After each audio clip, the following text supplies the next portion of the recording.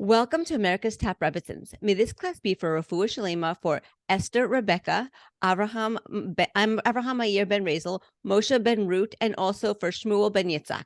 Please click on the subscribe button to subscribe to us on the America's Top Rebbetzins YouTube page, or click follow to follow us on your podcasting app so that you are the first to know when an inspiring new episode is posted. I am honored to have on today's show Rebbetzin Chaya Teldon. Rebbetzin Chaya and her husband, Rabbi Tuvia Teldon, were sent by the Lubavitcher Rebbe to Long Island, New York, to establish a Chabad presence and to help spread Judaism throughout the Long Island Jewish community. Rebbetzin Chaya has been an instrumental part of the growth of Chabad on Long Island. She was a co-founder and the program director of the Chabad in Center City in Comac, and she was also the headmaster of the Jewish Academy in Comac for 14 years. And she currently serves as the director of major events for Chabad of Long Island. Rebbetzin Chaya is a sought-after speaker. She has given lectures across the United States, as well as in Australia, England, Ireland, South America, and Israel. Wow. Thank you so much for being here. Please tell us more about yourself and what you do. Pleasure. So you pretty much covered it. We've been on Long Island since 1977. We were originally on campus in Stony Brook. Oh, wow. There was a missionary group that was sent specifically to the Stony Brook University campus to target Jews. I'm happy to say that they left, and it's been forward ever since. We have 55 shluchim couples on Long Island now, and about 40 centers. Wow. And it's amazing to see the growth of Chabad on the island. That's beautiful. I love that. And, Long Island, people think it's small. It's actually a very, very big place. It's very long. Yes. It goes from the border of Queens all the way to the end to Montauk. So it's really quite large. Yes, yes. So we're going to talk about a very deep topic today, and one that I think will touch a lot of the listeners today. I understand that you lost a child several years ago, and I am so sorry for your loss. I can't even imagine how difficult that must have been. Thank you. It was a difficult time for you and your family, and I just wanted to see if you can please tell us what that experience was like for you, and also what you learned from it. Okay, so our oldest son was born with cystic fibrosis. It's a dreadful lung disease. It was before the establishment of really genetic testing, in a sense. So we had no way to know beforehand. There's no trace of that in our families. And you have to learn to live with either an ill child and try to make them normal, or a normal child who happens to be unhealthy. And we chose the second path. We tried to raise Baruch as a normal kid, the oldest of 5 boys. And I think we were pretty successful in that. But the nature of the illness is that it gets progressively worse. Shortly, a year before his bar mitzvah, had a double lung transplant, which was very new at the time. And it enabled him to celebrate his bar mitzvah, which we called a celebration of life. Amazing. And then organ rejection set in and passed at the age of 13.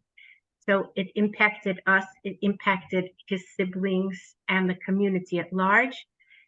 Being rabbi in Rebbetzin, you often live, I would like to say, in a fishbowl, and everybody weighs in and is watching to see what's the Torah way of mourning. Yes. So it was quite the challenge. I learned that men and women process things differently. My husband recently published a book that he started when Baruch passed away, called 8 Paths of Purpose, which was his journey, his dealing with anger and grief and divine providence and coming out of it. And I process things differently. I believe that, not that my husband did not or does not, but God runs the world, and we were privileged to have this soul with us. Baruch was a funny kid, and had pretty much a positive attitude. So I'm grateful to have had him in my life, and the ripple effect of his life is still influencing many, many people. Wow. I love your perspective. You look at it from the positive side. You're not you're not deep in depression, which many parents could be, and understandably so. For sure. At Baruch's bar mitzvah, which he wrote his own speech, he said, "We all have tests in life. My luck, I got a big test." And I think that's how he looked at it. And somebody during Shiva said, "Oh, maybe it would have been better if he hadn't been born." And I thought, oh my gosh, like the world is a better place because he was here. Right. And thank God now, many years later, I have a number of grandchildren who bear his name. So that is for sure a source of comfort. But it was a test in life. God didn't ask us. And the best way to face a test, I think, is head on as opposed to avoidance. And I like that. So I want to talk about that a little bit because there's so many people who are listening now. Either maybe they have just lost a loved one, or they're going through a major test. Just like you said, this is a test, just like any other. Maybe, I mean, it's a bigger test than any other, but it's a test, like you said. Right. So I want to see, like, how I know that men and women process things differently, and I totally agree with that. So I want to first focus on how you, as a woman, process this. You know what? You can either swim upstream and protest and be angry with God and fight it, or say, okay, God, let me not sink into despair. It's bad enough that he passed away. I don't need to be AWOL as well. I want to show up to live my life. And I pray that it has made me more sensitive and more intuitive person. And I used to, perhaps, I'm embarrassed to say, cross the street when I saw somebody who was going through a challenge in my youth, and not know what to say and not know what to offer them. I would cross the street, and now I don't do that. And I have respect for people who do that, because they are bereft of the tools or the words, because there's really nothing to say in the beginning. Right. And then, wow, that's very powerful. I want to process what you said for a minute. That you didn't give in, and you just, can you talk about a little bit more about, like, how you process the emotions? Like, I really want to try to paint a picture for somebody who's I want to give the person who's going through the test right now, who's listening to this, like, the tools. Like, I want to paint like a deeper, broader picture for them. So first of all, there's an expression, let go, let God. Yes. And if I think that I'm running the world, I'm making a mistake. Okay. If I think that God made a mistake and he doesn't know how he's running the world, we are all in deep trouble. So I have to assume, at least this is what works for me, that God knows what he's doing. I would not have been able to bear the knowledge at the beginning of our journey that it was going to end, when Baruch was 13. So God doesn't tell us. Right. And I do believe that he gives us the ability to pass the test that he sends us. Now, you can't do it alone. You need a good support system. That could be one friend, that could be one shoulder, but it's so daunting to think that you have to go through this, through any test yourself. So if somebody is being challenged, seek out, find someone who can walk the walk with you. They can't feel the same emotions, but you don't have to be alone. Someone is walking next to you. And sometimes that's God, because we look around and everybody else has sort of stepped back, and you can walk the walk with God, actually. Hold on top, and we don't stumble down here. I really like that. And I really like that you're encouraging people to seek support. And it doesn't have to be like 10 people and a whole, army. It could just be one person, and that could be your comfort and support. Yeah. I also am a big believer in what we call hashgacha pratis, or bashert, or divine providence. And I know it sounds like a joke, and I've said this so many times since I've heard it, but what is one word that God never says? Good question. Oops. Wow. There are no mistakes. You're right. No mistakes. There are no mistakes. So it must mean that I am meant to experience this. That person is meant to experience their test on their end. But this is part of my destiny. This is part of my package. And I really feel if I dig and I search out my life jackets, people who can help me, then I am going to be able to weather this storm. And that's beautiful. I never thought I would be able to laugh, dance, smile, but you know what? Here I am years later, and I can celebrate life in its fullness, all the while having a part of my heart that is sad. Right. Wow. That's strength. That is like the definition of strength. So thank you for sharing that with us. And now I'm wondering, what, in contrast, you said that your husband handled it differently. So I want to also get the male point of view. How did he grieve? He went inward. I think for men who feel they are supposed to be the protectors of the family, Yes. even though he did all he could do, because this obviously came from God, and this was God's decree that he live only 13 years and change. In the beginning, my husband felt perhaps like he did something wrong, or he didn't seek out the tools, or he couldn't protect. And it's not true. In fact, after Baruch passed away that summer, my husband was in Baruch's room at night, saying the evening Shema before he went to sleep. And I heard him crying. And I was so pained by that. So I went into the room thinking I am going to save my husband. And he asked me to go out. So first my ego was like, oh, really? You're sending me out? But then I realized, give the man a break. He's allowed to mourn exactly how he wants to. Nobody defines the proper way to mourn. And I think that's very, very important, to give each other space to express their feelings, and he did it through writing. Right. And what is the name of the book that he wrote? 8 Paths of Purpose. 8 Paths of Purpose. Okay. Thank you. I will write down the name of the book in the podcast description, so if people want to order it, they can. Beautiful. So in Judaism, we have a certain way that we bury our loved ones, and also a special way that we mourn our loved ones. So I wanted to see if you could please explain the Jewish burial process and also the Jewish mourning process.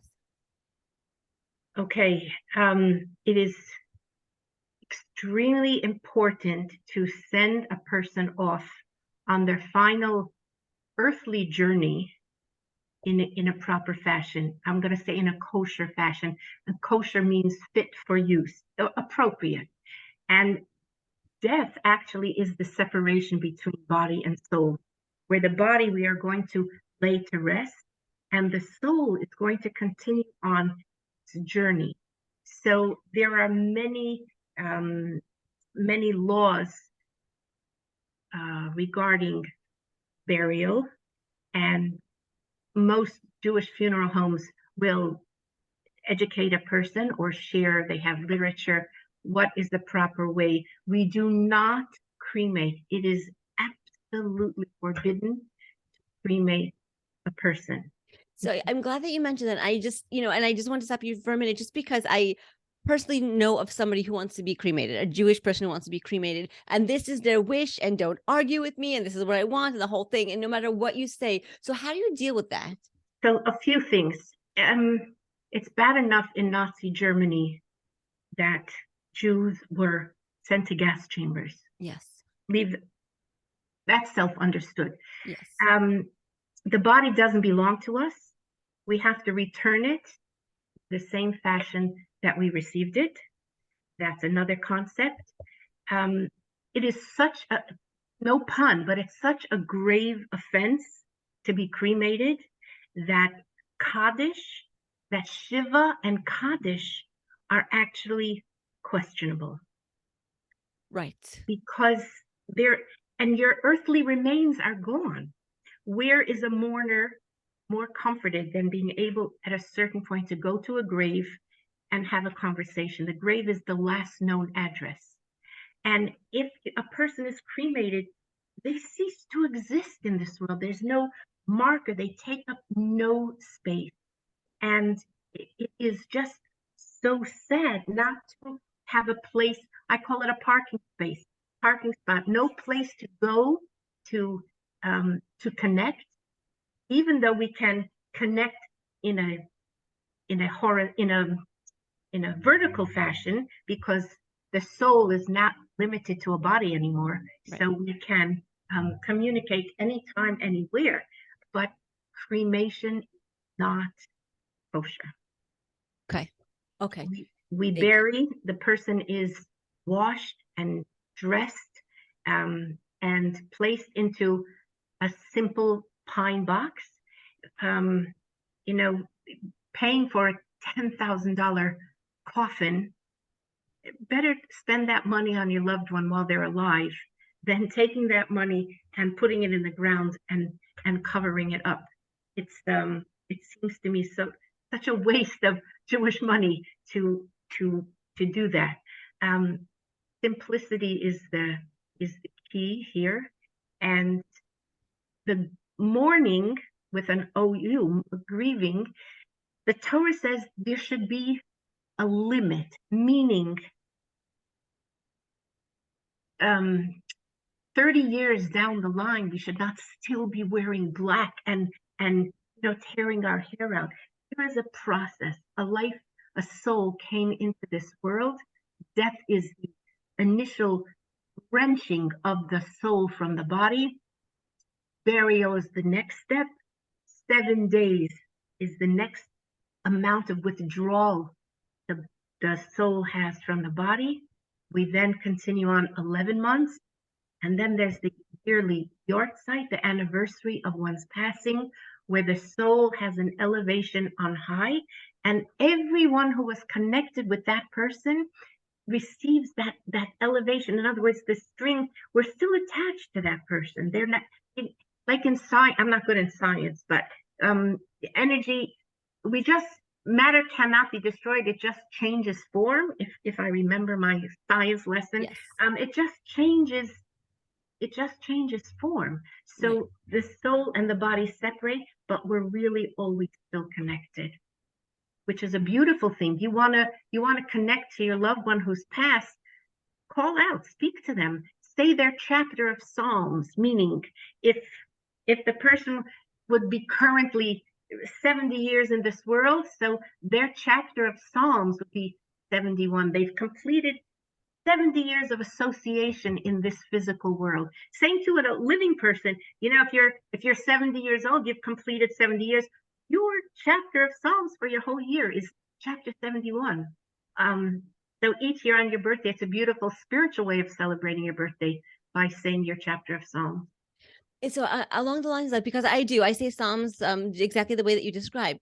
So for a person who passed away, so let's say they passed away at 70 and then you say 71, the next year, are you still saying 71? You say 72, because it's not that they would have been 72, but their sphere of influence in this world is 72 years, because otherwise we will be saying, oh, they were really meant to live this long. I don't think so. They were meant, nobody lives a second longer than was decreed before their soul came to this world, Right. unless they did something incredibly great, or God forbid, shorter, because they did something horrifically evil. Yes. Everybody's time is predetermined. The question just is, life is what we do with that time. That's true. It's amazing. And since we're talking about Jewish burial, there's a concept of Chevra Kadisha. And I just want to see if maybe you could talk about what the Chevra Kadisha is in terms of taking care of the body before it's buried. Sure. Chevra Kadisha means the Jewish Burial Society, the holy group. The body is treated with tremendous respect, always covered. It is washed in preparation for the final journey. Very often, if a person comes in medically compromised, or there's wounds, or there's tubing, or things like that, that's cleaned to the best of one's ability. Each limb is washed. The body remains covered, only exposing that limb or that area that is being washed. There's no talking in that room. It's so godly. There's absolute silence, and all attention is focused on the deceased. If instructions need to be given, then one person calls out the instructions. The person is then dressed in shrouds, white linen shrouds, replicating the garments that the high priest wore in the times of the temple in Jerusalem. The body is then placed in a coffin, covered. There's some dirt from Israel, a drop of dirt placed on the body. The body is the lid of the coffin is put on, and all the members who participated in that preparation ask forgiveness if they were too rough, if they weren't gentle, and then have their own au revoir, like Goodbye. a goodbye, wishing them Godspeed, and may their transition be smooth and uneventful. It is such a dignified way of sending a woman off. Women prepare women and men prepare men. So there's another layer of modesty. And I can't describe, there is such a presence of life in that room, not of death, but with tremendous care and devotion, sending a person off on their final journey. Unlike cremation, which is painful, noisy, rough, coarse. You can go on YouTube and watch actually a cremation. It's not a way to send off our loved ones. It's not a Hollywood, like push a button and poof, they're turned into, ash. And then what do people do with the urns? You're going to give it to the grandchildren and they're going to move. And you know what? Eventually that urn is getting tossed down. It's not dignified. It's not holy. No. I thank you. Thank you so much for comparing, contrasting the beautiful way that the Jews do the burial, and the Chevra Kadisha with the taking care of the body versus the cremation. It really is a stark contrast. It really, really is. Yeah, we are so blessed to have this process, and then to sit Shiva, where you're surrounded by friends and family and loved ones, and just dignified and psychologically beneficial. And listen, we wait and we pray for the times of Mashiach when death will cease to exist. Could you imagine that? So all of this will be history. Amen. Amen. And then another thing, the shomer, the concept of in the Chevra Kadisha, after the body's in the coffin, is there a shomer who just stays with the body? So there is someone, if the family requests, there is someone who will recite psalms throughout the night until the actual funeral, which is, again, it's like an honor guard. Lahavdil, the Queen of England, nobody left. I don't know if you watched the funeral, but there were 4 guards posted the entire time. It's just dignified. Really, really is. Very nice. And that's right. And I totally agree with it. And then I just getting a little bit into the mourning period. The 7 days of mourning are called the Shiva. But I understand the first 3 out of the 7 days of Shiva are the hardest, both for the family who's living and also for the soul who departed. Right. The soul hovers close to the body as it withdraws in gradual stages. So just to go back to cremation, the soul is still very connected to the body then. So even though we think, it's totally separate, no, I don't want to say it's painful. It's painful. It's not a good idea. Don't do it. So the 3 days are very challenging, and unless you're close family, very often people don't visit until until the rest of the week. Right. Okay. And then after that, when you get up after the 7th day, after, so the 7 days of Shiva, then there's something 30 days from the day of the burial. Again, a gradual withdrawal of the soul from the body. And then we have, of course, Kaddish, we have 11 months. Again, gradations, and then the yearly yahrzeit, the anniversary of the passing. And on the yahrzeit, you like those little yahrzeit candles. They come in little either glass jars or little milk tins. Right. Because a soul is compared to a flame. It's always moving and rising higher. So a candle kind of, and after my mother passed away for a year, I kept a candle burning. And when I came downstairs every morning, it was like, oh yeah, hi Ma.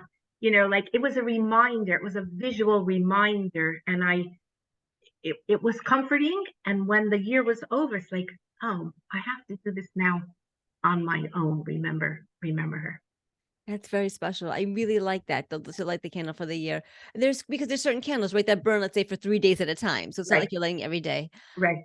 And you were mentioning like earlier about the soul. Like when somebody passes away, you can still talk to them, even though they're not there in physical body. If you could be in an empty living room, for example, and you could talk to your mother, or you could talk to your son, and the soul will hear. Is that what it is? Absolutely. We are connected. And imagine that there's a dormant bank account that people can't make deposits. So the souls that have passed have that account, but they cannot do mitzvahs anymore. They cannot fulfill any commandments. So why, when you go to a synagogue, let's say, and you open a book, a prayer book, and there's an inscription, this is in memory of. So all the prayers that are uttered from that prayer book, it's like making a deposit in that person's account. We can make deposits from here in their account. So all good deeds that we do, all mitzvahs that we do here benefit the souls on high, which is pretty awesome. That is amazing. So even people even take on a mitzvah. Let's say after a loved one pass away, they take on a mitzvah maybe that they weren't doing before, and Absolutely. that helps the soul. Yep. Yep. And it helps the soul, I guess, guided higher towards Shemayim. Is that what it's doing? Yes. Closer to God. Right. Closer to God. Yes. Okay. So now let's get into some practical things. So quite often when people visit those who are mourning in the Shiva house, they don't know the right words to say. As you said earlier, somebody just said the complete wrong thing. So having been on the receiving end of words that were intended to be comforting, can you please tell us what we can say when we're trying to comfort somebody who lost a person that they love? You know what? The Code of Jewish Law actually suggests that we sit in silence, don't say anything. And the mourner is actually the person who's supposed to initiate conversation. And if they don't, it's okay to just sit there. Now, I think American culture, we're very uncomfortable with silence. Like we feel like looking at a doctor's office, everybody has to be on their phone, even if you're doing nothing, but God forbid, so sit in silence. And if you don't know what to say, then say to the mourner, I am sorry for your loss. I don't have any words. I just want you to know that I'm with you. That's so beautiful. I think that says it all. I don't know what to say. There are no words.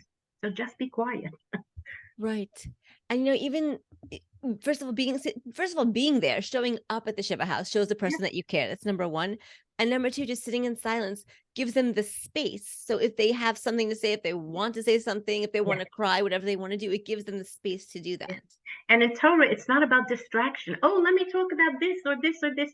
No, we're here to, if they want to speak about their loved one, share a memory. This is the opportunity. Or you can say, your mother once, or it's so nice, it's so comforting to hear for the mourner. And if not, then just sit in silence. That's very respectful.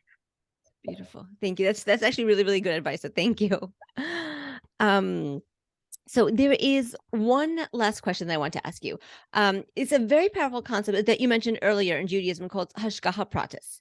Hashgacha Pratis, like you said, is also known as Divine Providence. It's seeing God's hand in the events that happen in our life. So I know that you mentioned it earlier, but can you please talk a little bit more in depth about Hashgacha Pratis and also give us some real life examples of Hashgacha Pratis from your own life? So all the souls that my kids, our birth order. If you have boys or girls, you're married, you're not married, that is all divine providence. Because if God blinked on anything, we're in trouble. What kind of God is not present totally? So everything, it says, is predetermined except our fear of heaven, except moral choices. The birth order, where I grew up, none of that. We have no choice, no say in, but how I conduct my life if I'm a mensch, ultimately you want to be a mensch. If you make moral, ethical choices, if you generate goodness and kindness, that is an area where we have free choice. Everything else is really kind of scripted. You don't know that you're supposed to buy that house or that car or apply to that college or get that job. You don't know that. So you have to live your life. But really, do we have free choice in that? It's too long for this conversation, but there's a concept from Rabbi Aryeh Kaplan of blessed memory. This week, the population of the world turned to 8 billion. Wow. Now, I want to get married. I need 1 in 8 billion. Yes. Seriously? So how many people in your life are you going to meet? Let's say 1 million. And I'm going to play by the rules, which means I'm female, I'm looking for a male. Okay? So it's half. And I'm Jewish. So I want to look for a Jewish. We're 1, I don't know, the 0.0, I don't know what percent, but we're tiny. So from 8 billion, my choice is that really free choice? And then I'm from East Coast. He's from West Coast. He's too tall. I'm too short, too old. He's a vegan. I like steak. All of that, in the end, it's so providential. He just happened to be, and you were there. It's really godly. So there was no free choice. Did I have to date? Did I have to go out and yes and say yes? Yeah, I have to live my life. But really, souls were meant to interact. That's from upstairs. So just be confident that you're living your life. You're exactly where you're supposed to be right now. Seek counsel again with friends or someone a little bit wiser, because we're not supposed to do this by ourselves. What is it? No man is an island. We're supposed to be contributing members of society. And in that, we should seek happiness, not to be tra-la-la happy, but really with a positivity bias, really with a good eye, and know that there's purpose in our life and we're not alone. That is so beautiful. That's like such a take-home message. We have a positivity bias and we're not alone, and we have to contribute with kindness to our world. Yeah. And everything else is up to Hashem. Like you said, we don't plan anything. We just plan our conduct. The way, are we going to conduct ourselves morally? Yeah. Are we going to be kind? Or how are we going to treat other people? That's in our control. Our thought, speech, and action. Everything else, completely out of our hands. Yep. Spot on. That's Thank you. That's the message. Thank you. Thank you so much, Rebbetzin Chaya, for joining us on America's Top Rebbetzins. It was really, really a pleasure to have you here today with us. And may the tremendous learning that we did today be for Refuah Shalema for Esther Bat Rebecca, Avraham Meir ben Razel, Moshe ben Ruth, and also for Shmuel ben Yitzhak. Thank you so much again. All the best. Take care. Thank you.